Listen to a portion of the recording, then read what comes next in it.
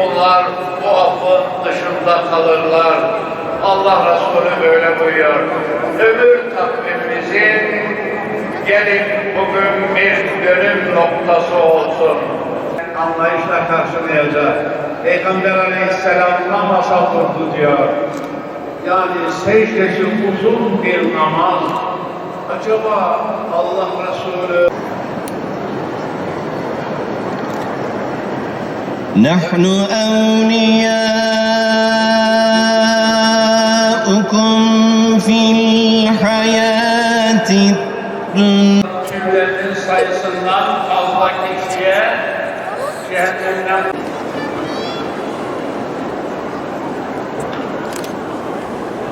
ما تشتهي أنفسكم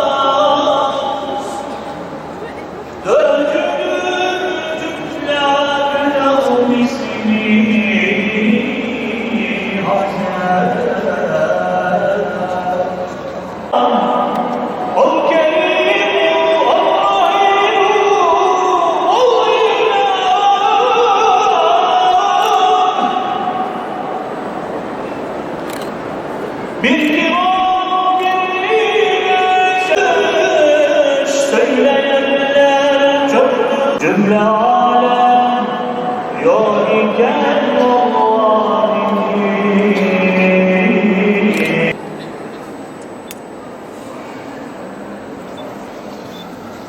فاصدع بما تؤمر وأعرض عن المشركين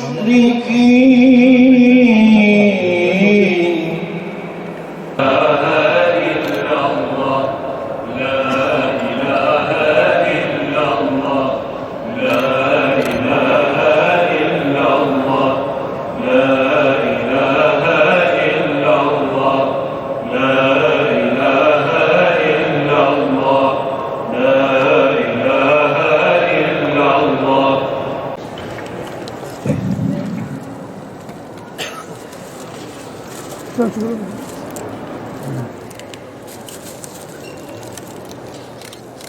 Bu mübarek gece yüzü hürmetine, bütün Muhammed hürmetini ve darda kalan Müslüman kardeşlerimize Allah'ım yardım eylesin.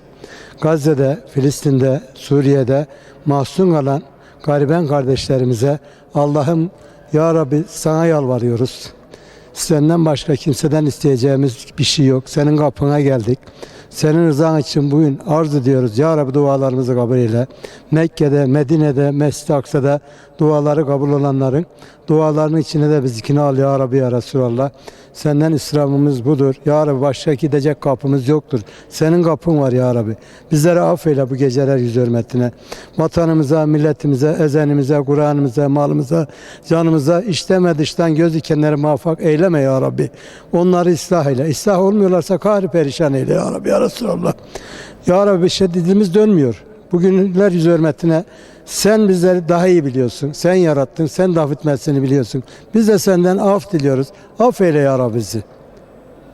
Bu gece mübarek bir gecedir. Berat kandilidir. Allah'ım bizlere bu geceleri nasip ettiği için ona şükürler olsun.